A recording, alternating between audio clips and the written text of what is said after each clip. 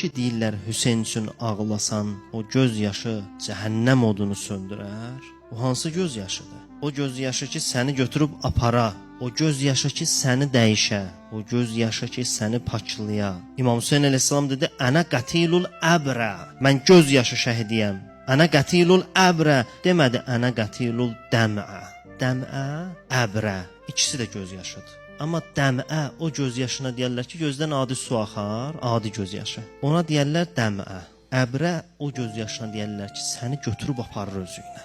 Dəmə insan dəyişməyən göz yaşıdır. O göz yaşı insanı dəyişmir, içini dəyişmir, insan paklamır, təmizləmir, heç ara aparmır. Amma əbrə, o ağlamaqdır ki, insanı dəyişir.